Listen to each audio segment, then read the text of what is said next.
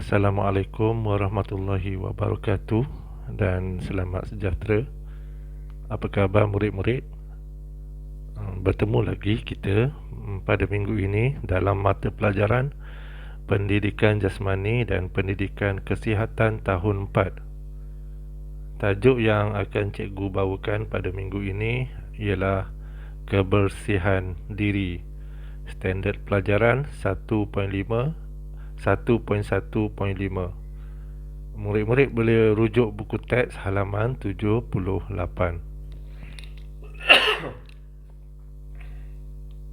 Okey, standard pelajaran 1.15. Menilai amalan baik pengurusan diri semasa akil balil. Maksudnya murid dengan apa ni? Standard pelajaran yang perlu murid-murid capai ketika belajar tajuk ini ialah murid dapat mengamalkan amalan baik dalam pengurusan diri semasa akil balil. Maksudnya murid-murid perlu menjaga, murid-murid perlu tahu menjaga kebersihan diri sewaktu akil balil. Okey, kebersihan diri. Ketika kedatangan haid dan ihtilam, kita mesti menjaga kebersihan diri. Jadi kita telah belajar pada minggu-minggu yang lalu tentang apakah itu haid, apakah itu ihtilam. Okey. Jadi ketika kedatangan haid dan ihtilam, ada perkara-perkara yang perlu kita jaga, terutamanya dalam menjaga kebersihan diri. Okey.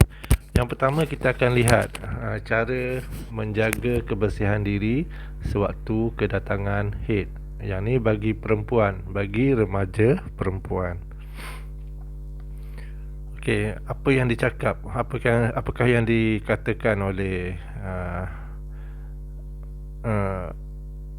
gadis remaja ni ya? Saya melakukan perkara seperti yang berikut ketika haid untuk menjaga kebersihan diri. Ini khas untuk remaja perempuan. Okey, yang pertama, kerap tukar tuala wanita jika pendarahan banyak. Ni untuk wanita bila datang haid tu, okey, standby tuala wanita dalam beg. Kalau berlaku pendarahan yang banyak, segera tukar. Nanti darah tu akan terkena baju kalau tak ditukar. Jadi cikgu nak pesan pada murid-murid perempuan ni, standby tuala wanita dalam beg. Okey, yang kedua, buang tuala wanita ke dalam tong sanitari. Maksudnya kena ada pergi tandas, jangan buang dalam mangkuk tandas. Tuala wanita tu, okey, tuala wanita tu pergi tandas, ambil satu plastik, okey, kemudian basuh dulu tuala wanita tu, letak dalam plastik, buang dalam tong sampah. Jangan terus buang macam tu je. Bungkus dalam plastik, supaya orang tak nampak ataupun tidak dihinggapi oleh lalat, lipas dan sebagainya. Jadi tuala wanita tu perlu diletakkan dalam plastik, kemudian baru buang dalam tong sanitari. Okey, yang ketiga, cuci tangan selepas membuang tuala wanita. Okey, kan sebab buang tuala wanita tu dalam tandas, jangan buang dalam mangkuk tandas, buang dalam tong sampah, tong sanitari.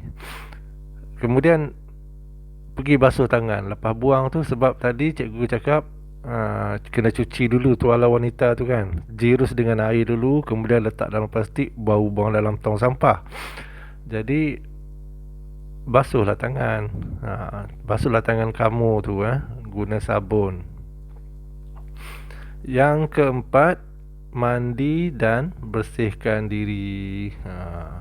Ni kalau kat rumah. Kalau kat rumah, lepas tu kena mandilah, selalu mandi.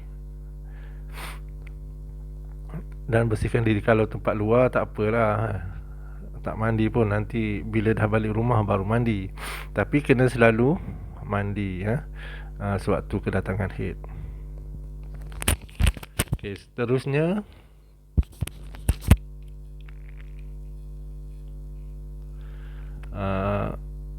yang ni untuk remaja lelaki. Saya melakukan perkara seperti berikut ketika ihtilam untuk menjaga kebersihan diri. Ni ihtilam untuk remaja lelaki yang mencapai akil baligh. Okey, apa yang perlu dilakukan? Okay. Yang pertama, menukar baju. Sebab apa menukar baju? Sebab antara simptom-simptom akil baligh ialah badan berbau. Jadi pakaian pun, bau badan kita tu akan melekat pada baju. Jadi jangan pakai baju yang sama. Hari ni pakai baju yang tu, esok pakai pula baju yang sama kan. Kena tukar baju. Baju yang dah dipakai tu basuh. Sebab apa? Sebab sewaktu bila kamu dah mencapai akil baligh,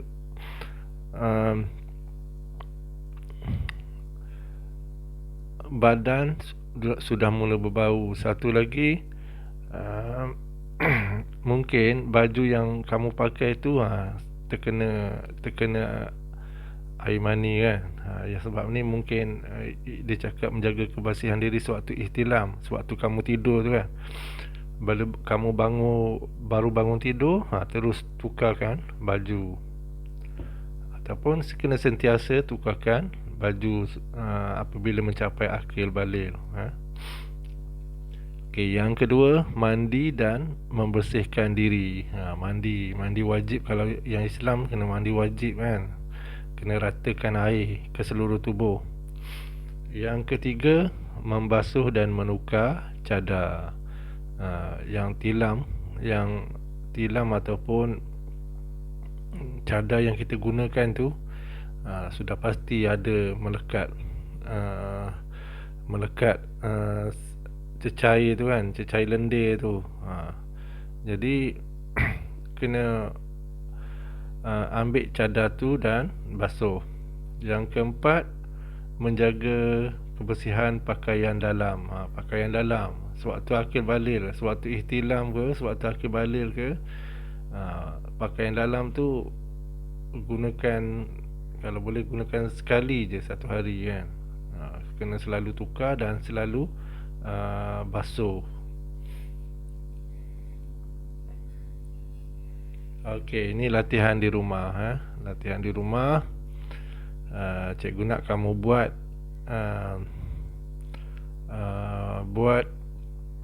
latihan ni dalam buku tulis. Jangan tampal, jangan print, jangan tampal. Kamu tulis tangan. Okey, buat hari ni hari apa? Hari Ahad, tarikh 28 Februari 2021. Okey, tajuk kebersihan diri, standard pelajaran 1.1.5.